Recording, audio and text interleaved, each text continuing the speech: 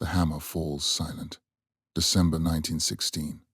A widow stands in the library of Balmoral Castle, staring at a letter from His Majesty's Revenue and Customs. Her husband, the 9th Earl of Aberdeen, is 6 months dead. The estate he inherited towers, battlements, deer parks stretching to the horizon has been in his family for 400 years. The letter in her hand demands payment, death duties, 40% of everything he owned, 40% of land that cannot be divided, of paintings that cannot be sold without destroying their value, of a castle that costs a fortune to heat through a single winter. She does not weep. She calculates. The numbers do not work. They will never work again. Across Scotland, across all of Britain, the same scene repeats. Ancient families opening identical letters. The same impossible arithmetic. Centuries of accumulation of power, of land, of carefully preserved beauty about to be dismantled by a tax code designed for a world that no longer believed in hereditary wealth. This is not one mansion's story. This is the story of how an entire class was methodically, legally destroyed, how the great estates fell, how noble families sold their birthright, room by room, painting by painting, until nothing remained but empty castles and unpaid bills. This is the tragic story of Scotland's abandoned castles, and how death duties destroyed Britain's noble families. Stand at the gates of Balmoral in 1910, and you are looking at permanence. Stone walls 6 feet thick, towers that have weathered 4 centuries of Highland storms. Inside, armor from Culloden, portraits by Reburn and Ramsay, libraries assembled across generations, furniture built for rooms that would never change hands outside the family. The estate employs 200 people, gamekeepers, foresters, gardeners who tend parterre gardens laid out in the 1600s, housemaids who polish silver that bears crests older than the Union, gillies who guide aristocratic shooting parties across moors that stretch for 20,000 acres.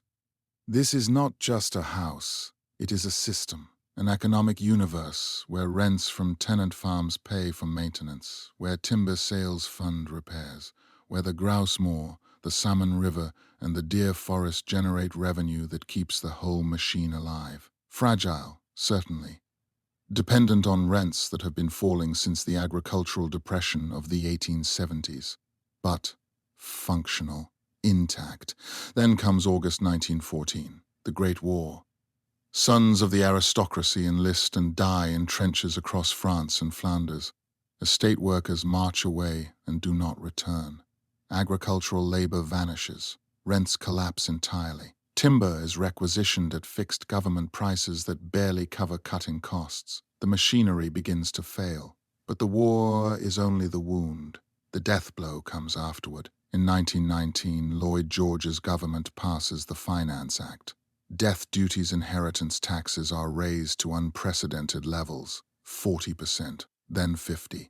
Then for the largest estates, as high as 65%. The logic is political. The aristocracy sent working-class men to die in industrial slaughter while sitting safe in their country houses. Now the aristocracy will pay. Land will be redistributed. Wealth will be reclaimed. The old order will be dismantled, legally and permanently. For Scotland's noble families, the effect is immediate and catastrophic. When the laird dies, the heir must pay death duties based on the estate's total value land, buildings, contents, investments.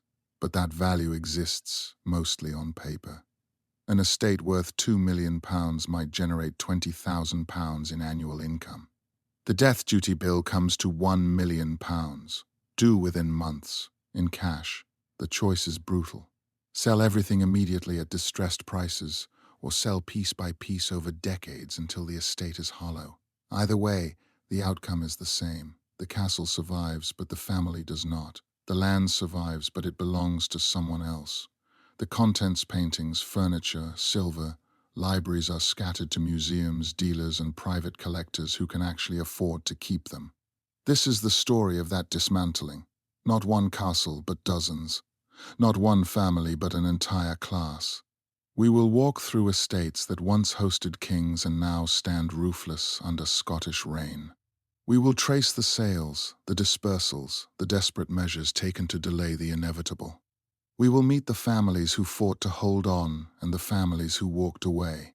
We will see how beauty, history, and centuries of accumulation were methodically converted into cash to pay a government that had decided hereditary wealth was no longer morally defensible. The question that haunts every empty hall is this: what do you do when the thing you were born to protect cannot be protected?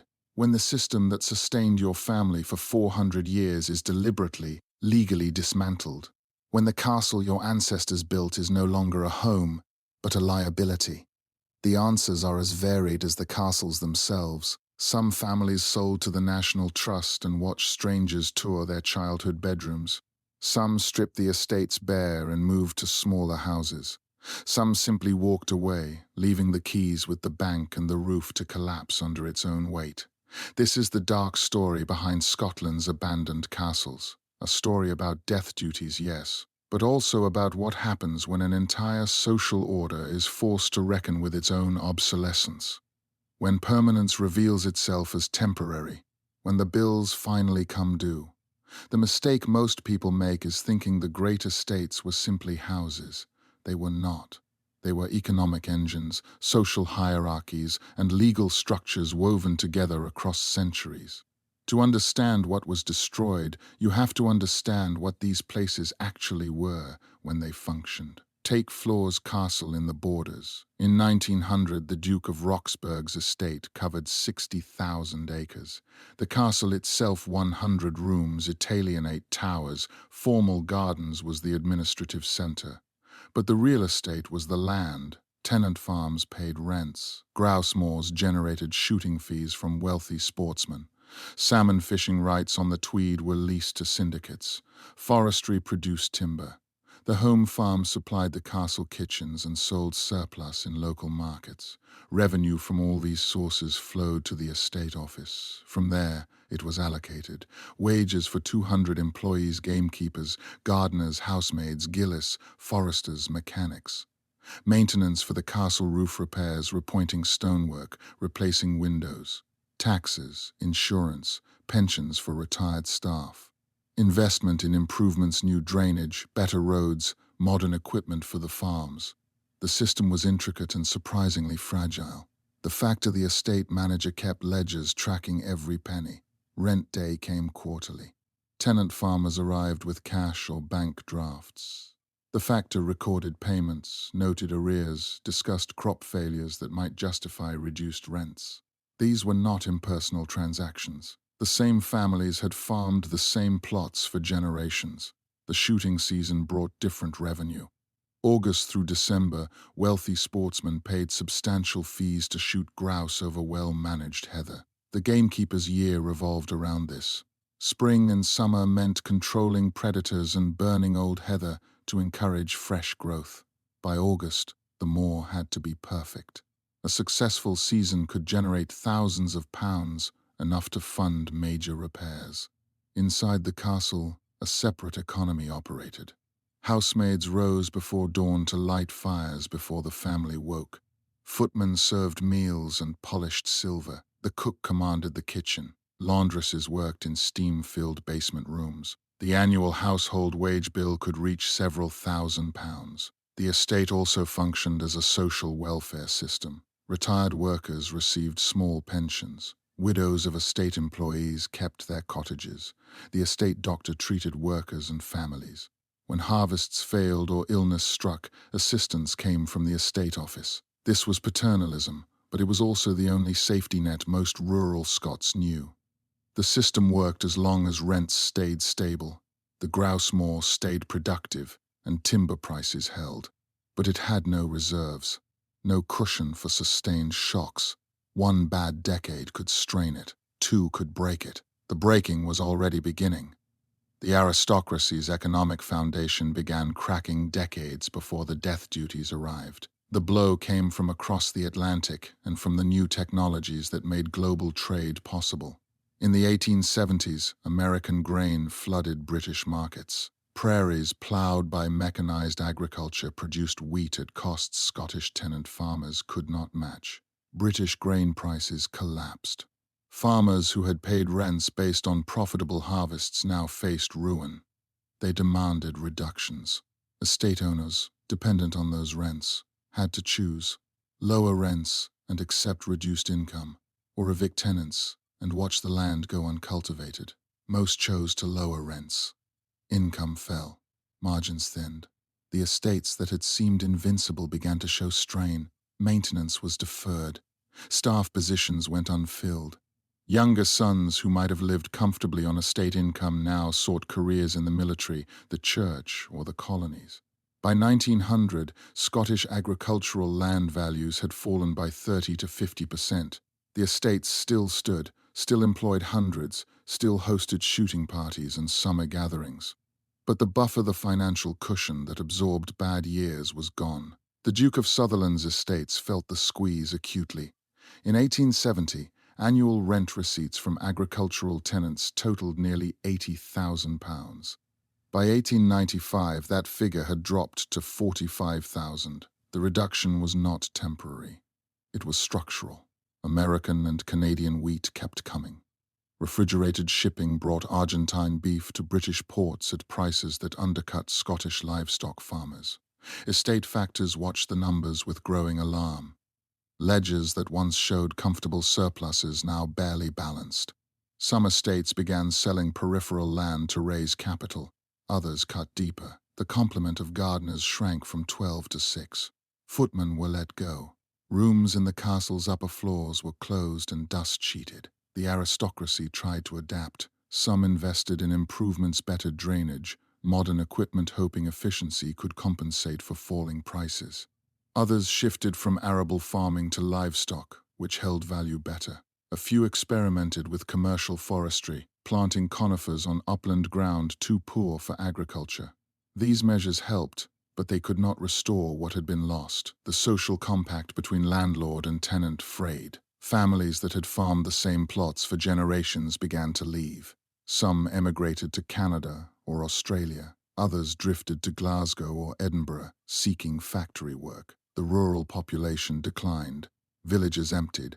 By 1910, the great estates were still functioning, but they were fragile. The Duke of Atholl could still host shooting parties at Blair Castle. The Earl of Wemyss still maintained Gosford House. But the margins were thin. The room for error was gone. A single shock could tip the balance from strained to impossible. The shock was coming. August 1914. Britain declares war on Germany. Across Scotland, the sons of the aristocracy enlist. Not from patriotic propaganda alone, but from a code drilled into them since childhood. Duty, honor, leadership. The assumption that their class leads in peace and dies first in war. They commissioned as officers and led from the front. Eldest sons, heirs to earldoms and baronies, went over the top at the Somme. Younger brothers followed at Pastiendale, at Arras, at Ypres. Estate workers, gillies, gardeners, grooms enlisted in the same regiments. The hierarchies that governed the estates were transported intact into the trenches. The casualty lists read like Debrett's peerage. The Earl of Mars Eyre, killed September 1916. The Master of Forbes, killed July 1916. The son of the Duke of Atholl, killed October 1917. The losses were not symbolic. They were genealogical catastrophes. Estates that had passed from father to son for centuries now faced succession crises. Titles went to distant cousins who had never expected to inherit. Some lines ended entirely. The human grief was real and deep, but the economic consequences were immediate. When the heir died, death duties came due. Even before the 1919 increases, the tax struck families already weakened by agricultural depression. The Duke of Roxburgh lost his son at Lewes in 1915. Within months, estate lawyers were calculating liabilities. A London townhouse went to auction. Portions of the art collection followed. The pattern repeated across Scotland. Families that might have weathered one death faced 2 or 3 in rapid succession. The Earl of Wemyss lost 2 sons. Each death triggered taxes. Each tax payment required liquidation. The estates themselves hemorrhaged labor and revenue. Gamekeepers enlisted, leaving grouse moors unmanaged. Foresters left, and timber sales requisitioned by the government at fixed prices barely covered costs. Tenant farmers saw their sons march away. Fields went unplowed. Rents fell further. The war also accelerated irreversible social change. Estate workers who survived the trenches returned different. They had seen their young masters die badly, screaming in mud, no more protected by titles than anyone else. The deference that had held the estate system together cracked. The government's wartime control over the economy demonstrated that the state could intervene, regulate, redistribute. Rationing, price controls, requisitioning of land, these were not abstract possibilities anymore. They were precedents. By November 1918, Scotland's aristocracy had been bled. Heirs were dead. Estates were indebted. Workers were radicalized. The old agricultural economy had collapsed. The political will to preserve hereditary wealth had evaporated. The death duties that came next were not accidents. They were designed to finish what the war had started. The war ended in November 1918. Britain had won, but at a cost that staggered comprehension. 700,000 dead. The national debt had exploded. The government needed revenue. More importantly, the political mood had shifted. The working class had fought and died while the aristocracy, broadly speaking, had stayed safe in their country houses. That was unfair. That was indefensible. The old deference was gone, replaced by a sharper, angrier sense that hereditary wealth was unjust. That land concentrated in a few families was inefficient, that the estates should pay. David Lloyd George, the Prime Minister, understood this mood. He also understood that the aristocracy, politically weakened and morally compromised by the war, could not effectively resist. In 1919, his government passed the Finance Act. Death duties inheritance taxes were raised dramatically. Before the war, death duties on large estates rarely exceeded 15%. The 1919 Act raised them to 40%. For estates worth over £2 million, the rate climbed to 65%.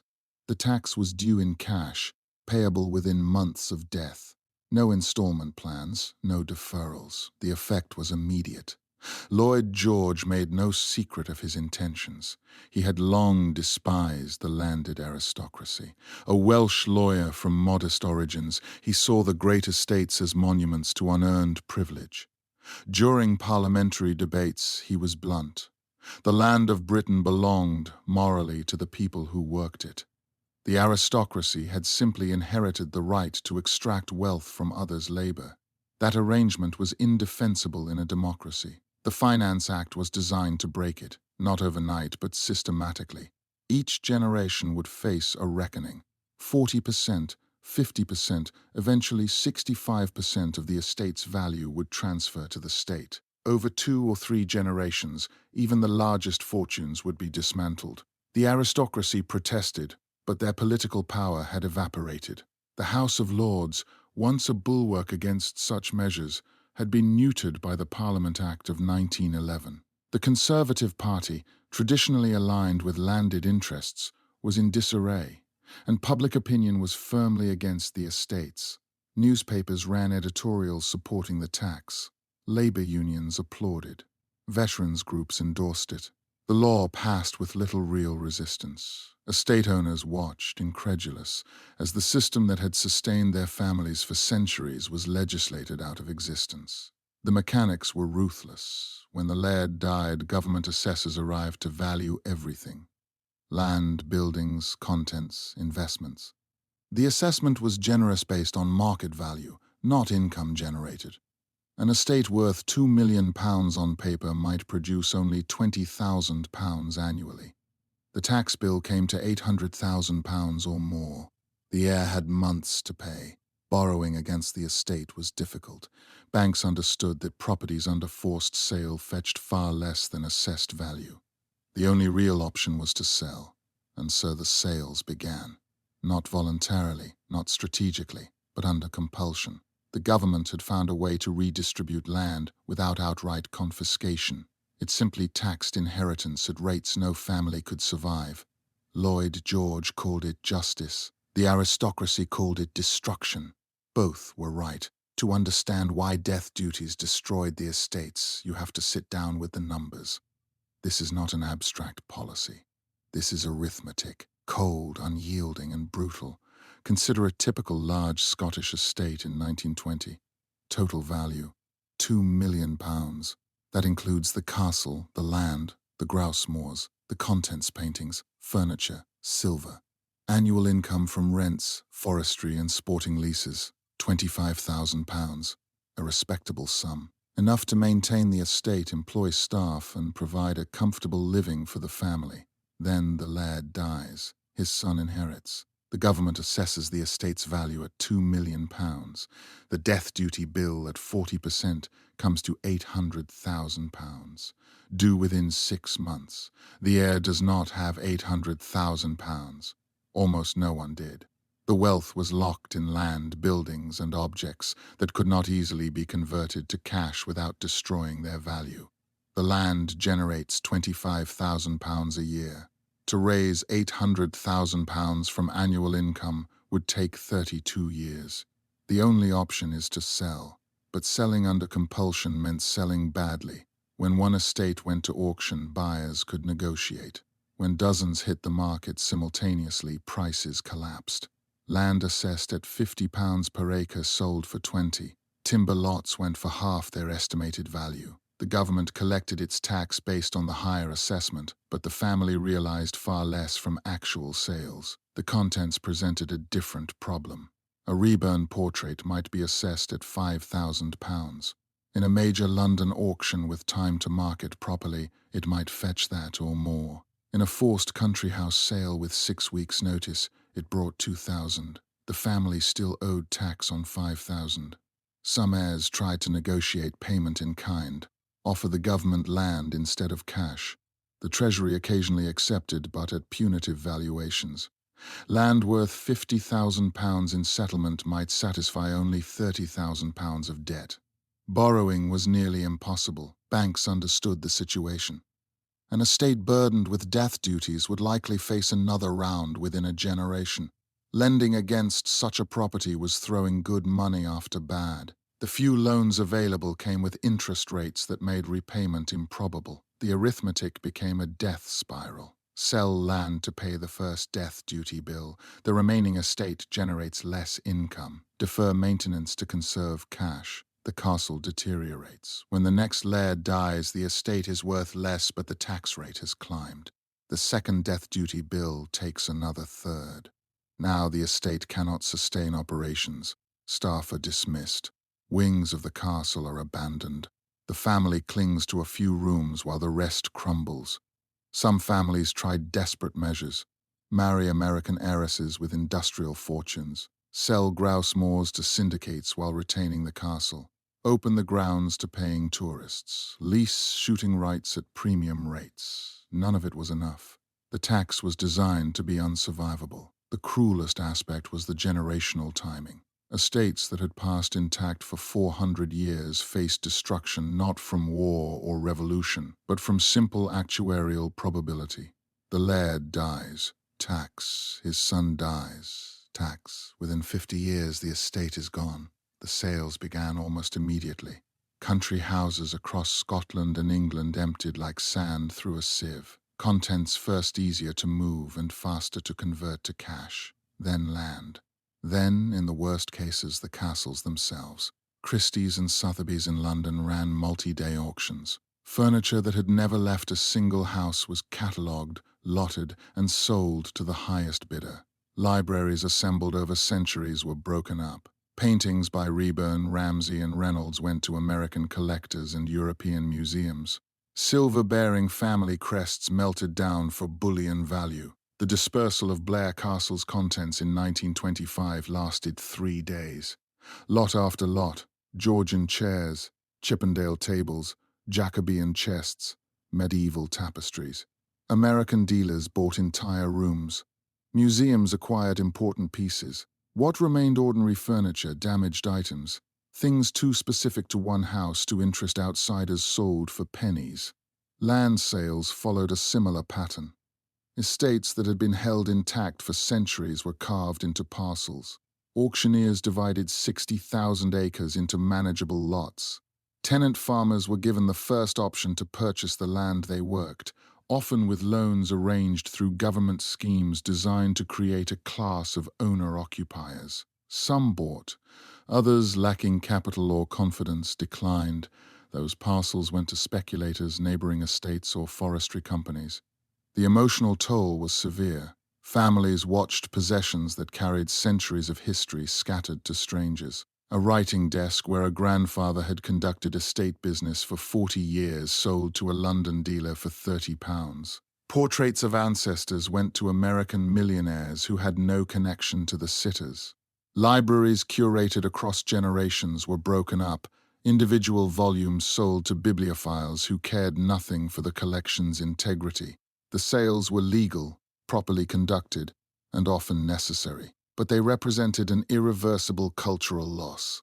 Objects designed for specific rooms, commissioned to fit particular architectural contexts, were ripped out and dispersed. A marble fireplace carved in 1680 for the Great Hall at Drumlanrig ended up in a Manhattan townhouse. Tapestries that had hung in the same castle since the 17th century were cut down and sold separately. Staff witnessed the dismantling with mixed feelings. Some had worked decades for families now reduced to auctioning heirlooms. The humiliation was real. Others saw opportunity. When the estates sold, some workers bought cottages they had rented for generations. Tenant farmers acquired land.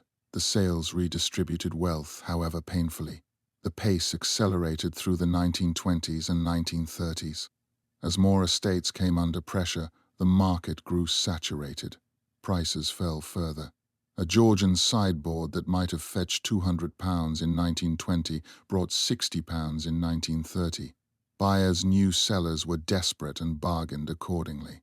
By 1935, the landscape of Scottish land ownership had been permanently altered. Estates that once covered 100,000 acres were reduced to 10,000. Castles that had employed 200 staff now operated with 20. The great houses still stood, but they were hollow. The contents were gone. The land was fragmented. The families remained, but diminished, clinging to what could not be sold because no one wanted it. Some families found a third option, one that avoided outright sale but required surrendering control. The National Trust for Scotland, founded in 1931, offered a bargain. Donate the estate, and the family could remain in residence. The trust would own the property, manage it, open it to the public, and cover maintenance costs. The family would live there, but as stewards, not owners. For families desperate to preserve something, the deal was appealing. The castle would survive. The contents would stay together. The name would remain attached to the place. The price was privacy. Tourists would walk through the staterooms. Strangers would photograph the gardens. The family's home would become a museum where they happened to still live. Fyvie Castle in Aberdeenshire was one of the first to take this path. The Forbes-Leith family could not pay the death duties when the laird died in 1933. The estate was valued at a sum they could never raise. The National Trust stepped in. The negotiations were delicate. The trust wanted full control. The family wanted to remain. The compromise allowed the Forbes-Leiths to occupy private apartments, while the public room's great hall, galleries, drawing rooms became exhibition spaces. The family retained certain privileges. They could use the dining room for private dinners. They controlled access to family bedrooms. But the castle's public identity shifted. It was now a heritage property that happened to still house the original family. The arrangement solved the immediate crisis. The death duty bill was satisfied through the donation's tax relief. The trust assumed responsibility for maintenance, a burden the family could no longer carry. The castle, with its painted ceilings and wheel stair dating to the 13th century, would be preserved professionally. But the emotional cost was real. The family now lived by the trust's rules. Opening hours were set by committee. Tour routes were planned by curators. Restoration decisions required approval from conservation experts. The family had input, but they no longer decided. Daily life became strange. Mornings meant navigating around tour groups. Visitors photographed rooms where the family had breakfast an hour earlier. Guides discussed intimate family history with strangers. Privacy existed only in designated areas clearly marked staff only or private apartments. Other families followed.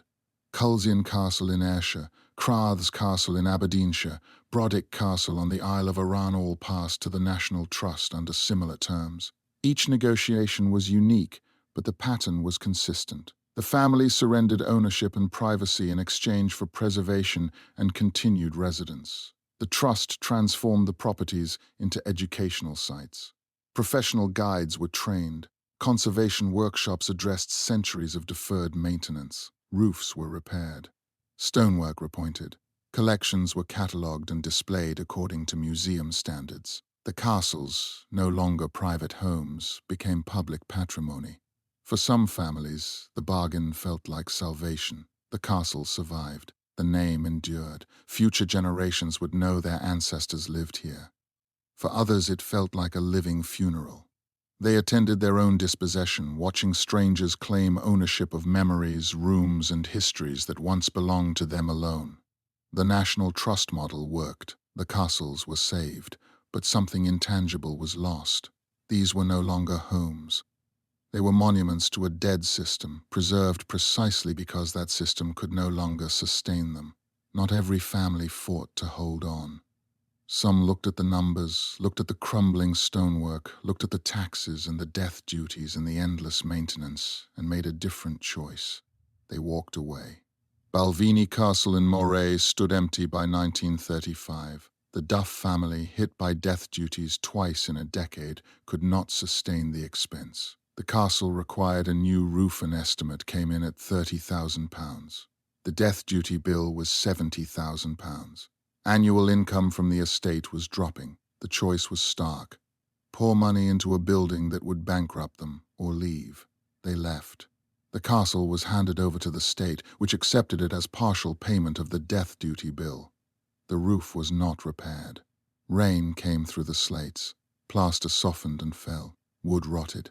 Within a decade, Balvenie was a ruin. The pattern repeated across Scotland. Kilchurn Castle on Loch Awe was abandoned in the 1920s.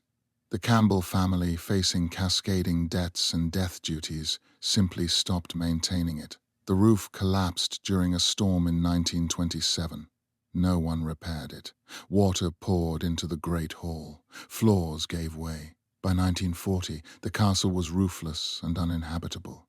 Craigmillar Castle near Edinburgh suffered similarly. The Gilmer family could not afford upkeep after death duties struck in 1926. They moved to a smaller house and left Craigmillar to decay. The state eventually took possession, but by then the damage was done. Interior fittings were gone. Floors had rotted through. What remained were stone walls open to the sky. Walking away was often the rational choice. A castle requiring £50,000 in repairs and generating no income was not an asset. It was a liability. Families burdened with death duty bills exceeding their liquid wealth could not justify further expenditure. Better to surrender the building and preserve what capital remained. The state accepted these castles reluctantly. The Office of Works, responsible for historic monuments, lacked funds for comprehensive maintenance. Castles transferred as debt payment were stabilized walls shored up to prevent collapse but not restored. They became managed ruins, picturesque shells maintained just enough to stay standing. Some families tried partial measures. Strip the roof lead and sell it. Remove valuable fixtures, carved mantels, oak paneling, and auction them separately. What remained, the stone shell, was handed to the state. This salvage operation recovered some value but destroyed the building's integrity. Castles that might have been saved were deliberately gutted. Local communities watched with mixed feelings. Some resented the aristocracy's abandonment. Others understood the impossible arithmetic. A few attempted preservation campaigns, raising funds to save a threatened castle. These efforts rarely succeeded. The sums required were too large, the challenges too technical. By 1950, Scotland's landscape was dotted with ruins not from medieval warfare, but from 20th century taxation. Castles that had weathered clan battles and Jacobite risings fell to a policy designed in Westminster. The irony was bitter. These buildings survived 400 years of violence only to be destroyed by peacetime legislation. The abandoned castles became tourist attractions of a different sort. Romantic ruins, open to the sky, where visitors could wander freely. Guidebooks described their medieval history while omitting their modern deaths. The fallen roofs and crumbling walls were presented as ancient decay, not recent abandonment. While British aristocrats sold, American millionaires bought. The 1920s and 1930s saw an extraordinary flow of art, furniture, and even entire architectural elements from Scottish estates to the United States. William Randolph Hearst was the most voracious. His agents scoured British auctions, buying tapestries, choir stalls, carved mantels, and whole ceilings. Hearst Castle in California became a repository for fragments of disassembled Scottish and English houses. A fireplace from Floor's Castle, panelling from a demolished townhouse in Edinburgh, tapestries from an abbey. The sales were legal, properly documented, and profitable for the British families desperate for cash, but they represented an irreversible cultural loss. Objects made for specific rooms, designed to fit specific architectural contexts, were ripped out and shipped across the Atlantic. Hearst's agents arrived at country house sales with open checkbooks. They outbid museums, dealers, and private collectors.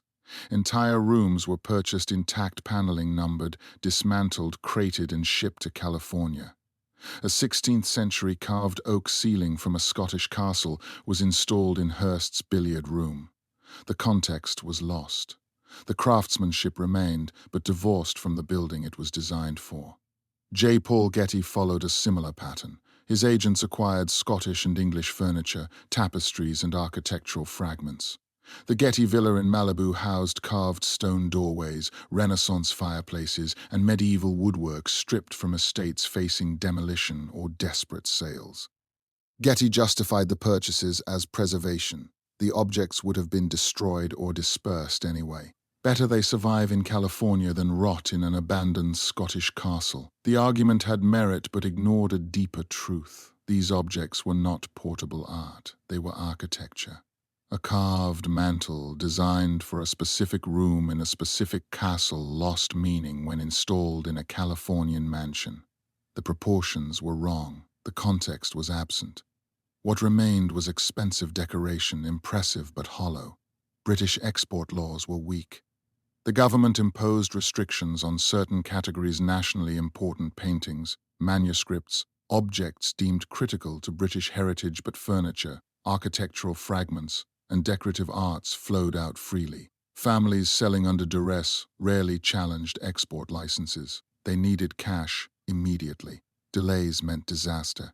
American museums also benefited. The Metropolitan Museum of Art in New York acquired Scottish portraits, furniture, and silver. The Philadelphia Museum of Art purchased entire period rooms. The Boston Museum of Fine Arts bought tapestries and Renaissance objects. These acquisitions were celebrated as cultural victories. American institutions, through superior resources, were rescuing important works from neglect. The British viewed it differently. This was cultural pillage enabled by punitive taxation. American wealth was strip mining Britain's heritage. Objects that had remained in their original settings for centuries were being scattered globally. Future generations of Scots would see their ancestors' possessions only by traveling to California or New York. The trade continued through the 1930s and accelerated after World War II. Post-war austerity and continued high death duties forced more sales. By 1960, thousands of objects had crossed the Atlantic.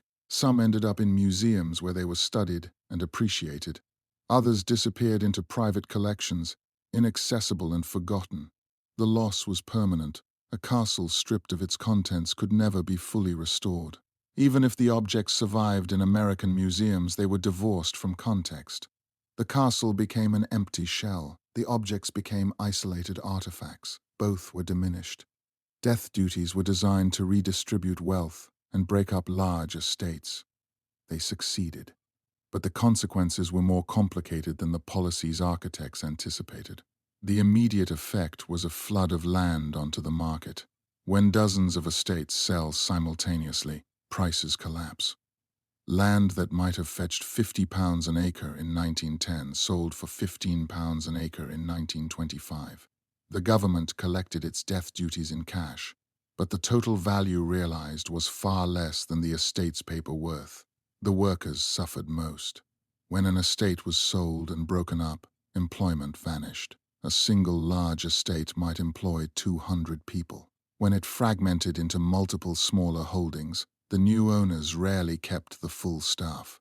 Gamekeepers, gardeners, housemaids, people whose families had worked the same estate for generations found themselves without positions. The estate system, for all its inequalities, had functioned as rural social infrastructure.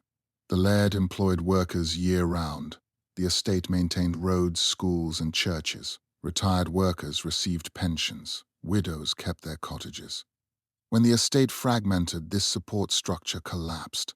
New owners, often speculators or small farmers, could not afford large staffs. A gamekeeper who had managed 10,000 acres of grouse moor found himself redundant when the moor was sold to a syndicate that hired seasonal workers. Housemaids trained to maintain a 50-room castle had no equivalent skills for the urban job market. Foresters lost positions when timber estates were clear-cut and sold for agriculture. The economic impact rippled through rural Scotland. Villages that depended on estate wages emptied, shops closed, schools lost pupils, the population drift to cities accelerated. Ironically, the policy designed to help working people often destroyed the economic base that sustained rural working-class communities. The government revenue generated was also less impressive than projected. Estates forced to sell quickly realized depressed values. A property assessed at £2 million might generate only £1 million in actual sales. The death duty, calculated on the higher figure, exceeded the liquidation value. Families paid what they could and declared bankruptcy. The government collected less than anticipated while destroying far more wealth than it captured. Environmental consequences were equally unintended. Large estates, whatever their social flaws, had practiced long-term land stewardship. Forests were managed sustainably. Grouse moors were maintained as habitat. Agricultural land was not overworked. When estates fragmented, short-term profit drove decisions. Forests were clear-cut. Moorland was overgrazed. Soil conservation was ignored. Some land shifted to government or charitable ownership. The Forestry Commission acquired thousands of acres and planted non-native conifers in regimented rows that maximized timber yield but destroyed biodiversity. The romantic highland landscape, ironically, had been shaped by aristocratic land management. Its replacement was often ecologically poorer. The destruction of country houses represented another unintended loss. Buildings of genuine architectural and historical importance were demolished or left to ruin. By 1955, over 400 significant country houses had been lost. Each represented centuries of craft, irreplaceable artistry, and historical documentation. The policy aimed at wealth redistribution destroyed cultural capital that could never be recreated. The final irony: death duties did not eliminate concentrated wealth. New fortunes emerged: industrial, financial, technological, often larger than the old landed wealth. These fortunes, structured as corporations and trusts, proved far more resistant to taxation than land-based estates ever were. Not every estate fell. A small number of families, through a combination of luck, ruthless pragmatism, and creative adaptation, managed to survive the death duty gauntlet.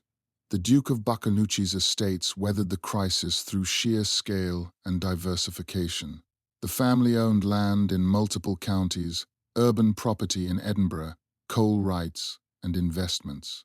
When death duties came due in 1935, the Duke sold peripheral holdings land in the Borders, a London townhouse, portions of the art collection. The core estates Drumlanrig, Bow Hill, Bolton survived intact. Others adapted by commercialization. Castle estates that once hosted private shooting parties began advertising to paying guests. The aristocracy became, in effect, hoteliers. Grouse moors were let by the week to wealthy Americans. Salmon beats were sold to syndicates. Castle rooms became guest bedrooms. The Earl of Mansfield at Scone Palace pioneered this transformation. Facing death duties in 1949, he opened the palace to tourists. Visitors paid entrance fees to tour the staterooms, view the collections, and walk the grounds.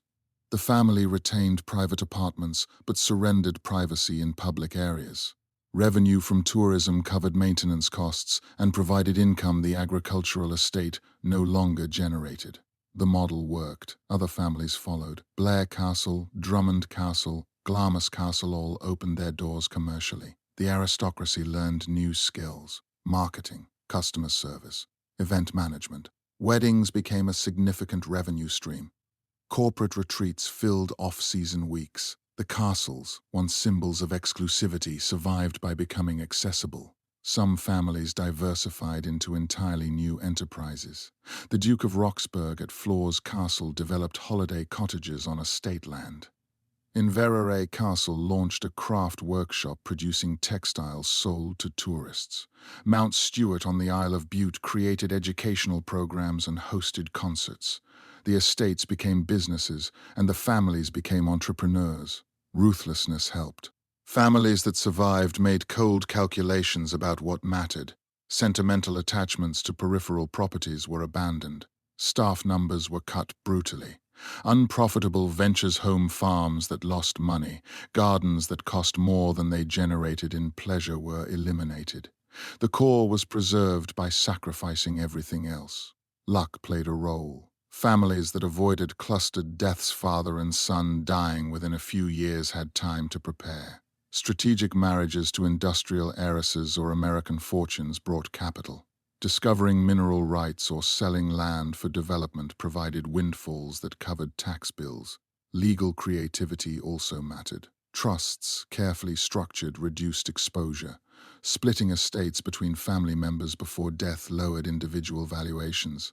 Donating portions to charities generated tax relief.